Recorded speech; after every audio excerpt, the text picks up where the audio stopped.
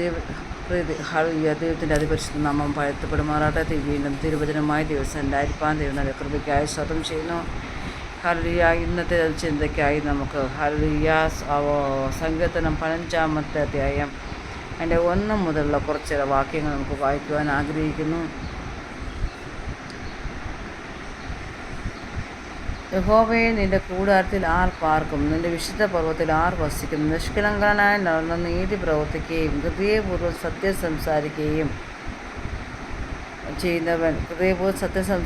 ചെയ്യുന്നവൻ, നാവ് കൊണ്ട് കുരുള പറയാതെയും തൻ്റെ കൂട്ടുകാരന് ദോഷം ചെയ്യാതെയും കൂട്ടുകാരന് അപമാനം വരുത്താതെയും ഇരിക്കുന്നവൻ, വഷളനെ നിന്ദിനായി എണ്ണുകയും യഹോവഭക്തനെ ബഹുമാനിക്കുകയും ചെയ്യുന്നവൻ, സത്യം ചെയ്തിട്ട് ഛേദം വന്നാലും മാറാത്തവൻ, തൻ്റെ ദ്രവ്യം പലിശയ്ക്ക് കൊടുക്കാതെ കുറ്റമില്ലാത്തവന് വിരോധമായി കൈക്കൂലി വാങ്ങാതെയും ഇരിക്കുന്നവൻ, ഇങ്ങനെ ചെയ്യുന്നവൻ ഒരു നാളും കുടുങ്ങിപ്പോവുകയില്ല.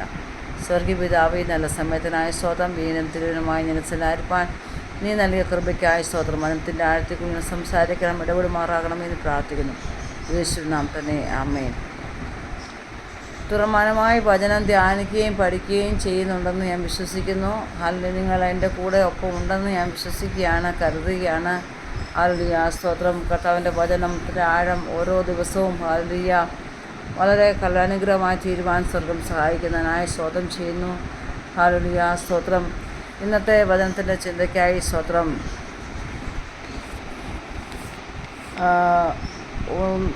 സങ്കീർത്തനം 15-ാം അധ്യായത്തിൻ്റെ ചില വാക്യങ്ങളാണല്ലോ നാം ചിന്തിച്ചത്. ഹല്ലേലൂയ.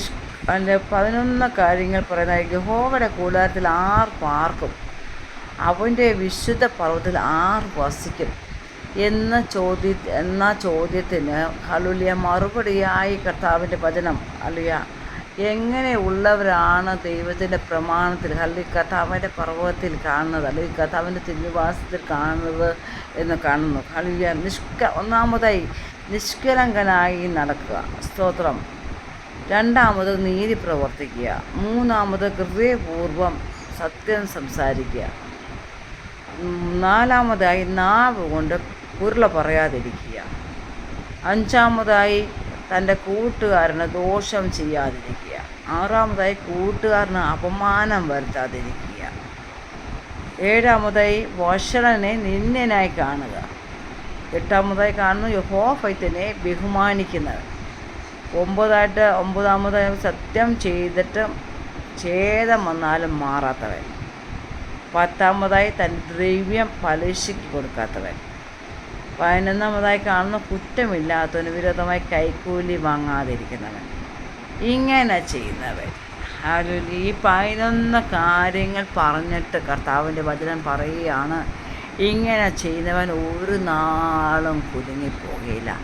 എന്തെല്ലാം പ്രയാസങ്ങൾ, എന്തെല്ലാം കഷ്ടതകൾ, എന്തെല്ലാം കൊടുങ്കാറ്റുകൾ ജീവിതത്തിൽ ആഞ്ഞടിച്ചാലും ഈ 11 കാര്യങ്ങൾ കർത്താവിൻ്റെ വചനത്തിൽ പറഞ്ഞിരിക്കുന്നവന് ലേശം ഭാരപ്പെടേണ്ടത് വരികയില്ല. സ്തോത്രം. അപ്പോൾ ഇന്നത്തെ ഈ വചനത്തിൽ കൂടി 15-ാം സങ്കീർത്തനത്തിൻ്റെ 1 മുതൽ 5 വരെയുള്ള വാക്യം നമുക്ക് വ്യക്തിപരമായി മെഡിറ്റേഷൻ ചെയ്ത് നാം പഠിച്ച് ധ്യാനിച്ചാൽ നമ്മുടെ ജീവിതത്തിലുള്ള പോരായ്മകളെ കണ്ടുപിടിക്കുവാനും നമ്മളെ തന്നിലേക്ക് നോക്കി നമ്മളെ തന്നെ ക്രമീകരിക്കുവാനും ഇടയായിത്തീരും. സ്തോത്രം. ഹല്ലേലൂയ. നിഷ്കളങ്കമായി നടക്കുക, സ്തോത്രം.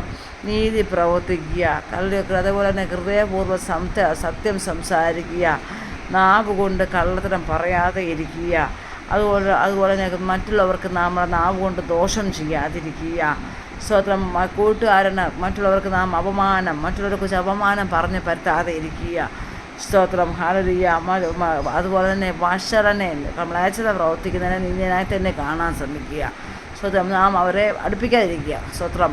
മാത്രമല്ല യഹോവഭക്തന്മാരെ, ദൈവദാസന്മാരെ നാം ബഹുമാനിക്കുവാൻ പഠിക്കുക. സ്തോത്രം. മാത്രമല്ല സത്യം ചെയ്തിട്ടും ഛേദം വന്നാലും നാം ഒരു കാര്യം നന്മ ചെയ്തിട്ട് നമ്മുടെ ജീവിതത്തിൽ തിന്മ ഭവിച്ചാൽ നാം മാറാത്തവരായി ദൈവത്തിൽ തന്നെ വിശ്വസിച്ച് നമ്മൾ അത് പിൻപറ്റുക. സ്തോത്രം. മാത്രമല്ല നമ്മളെ പണം നാം മറ്റുള്ളവർക്ക് പലിശയ്ക്ക് കൊടുക്കാതിരിക്കുക. സ്തോത്രം. കുറ്റമില്ലാത്തതിന് വിരോധമായി കൈക്കൂലി, മറ്റുള്ളവർ ഒരു തെറ്റും ചെയ്യാത്തവർക്ക് വേണ്ടി നാം ജാമ്യം നിൽക്കുകയോ കാര്യങ്ങൾ ചെയ്യാതെ ഇരിക്കുക. സ്വതം ഈ 11 കാര്യങ്ങൾ നാം ചെയ്യാതെ ദൈവസ്ഥിതിയിൽ തന്നെ നിന്നാൽ, ആ 11 കാര്യങ്ങൾ നാം ചെയ്യാതെ വളരെ ശക്തിയോടെ നിന്നാൽ, ഇങ്ങനെ ചെയ്താൽ ഒരു നാളും കുലുങ്ങിപ്പോകില്ലെന്നാണ് പറയുന്നത്. ഒരു നാളും എന്തെല്ലാം കാറ്റും പ്രതികൂലം പ്രതിസന്ധി വന്നാലും അവൻ പതറിപ്പോവുകയില്ല. ആകയാൽ ഈ നാളുകൾ ഈ വചനപ്രകാരം ജീവിപ്പാൻ ദൈവം നമുക്ക് കൃപ നൽകട്ടെ എന്ന് പ്രാർത്ഥിക്കാം. ദൈവം നമ്മളെ ഈ വചനങ്ങളാൽ അനുഗ്രഹിക്കട്ടെ. God bless you.